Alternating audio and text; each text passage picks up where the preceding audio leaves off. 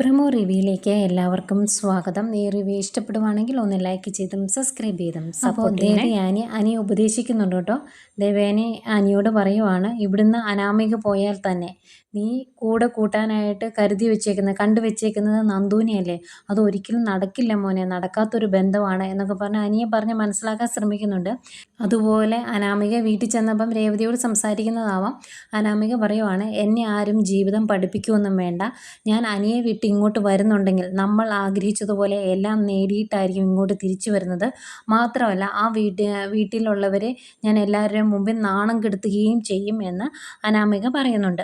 അതുപോലെ ജലജ അഭയോട് പറയുവാണ്, എന്ത് നാണം കെട്ട പരിപാടിയാണ് ആനി കാണിച്ചത്, പരസ്യമായിട്ടല്ലേ അവളെ ചേർത്ത് പിടിച്ചത്, അതുകൊണ്ടാണ് ഞാൻ പറഞ്ഞത് ഇത് നിൻ്റെ മുത്തശ്ശനും മുത്തശ്ശിയും കാണണം, നീ തന്നെ ഇത് കൊണ്ട് കാണിക്കണം, ഇനിയിപ്പോൾ നിനക്ക് കാണിക്കാൻ പറ്റില്ല എങ്കിൽ ഞാൻ കൊണ്ട് കാണിക്കും അവരെ എന്നിങ്ങനെ പറയുവാണ് ജലജ അഭയോട്. പക്ഷേ അഭിക്ക് അങ്ങനെ ഡയറക്റ്റ് പോയി പറയാൻ പേടിയാട്ടോ. ഇനി അത് പ്രശ്നമാകുമ്പം അഭിയുടെ കേസ് നയനെയും ആദർശം കുത്തിപ്പൊക്കിയാലോ എന്നോർത്ത് ഇവർ രണ്ടുപേരും സംസാരിക്കുന്നത് നയൻ അവിടെ നിന്ന് കേൾക്കുന്നുണ്ട്. ഇതൊക്കെയാണ് പ്രമോ വിശേഷങ്ങളായിട്ട് കാണിച്ചത്.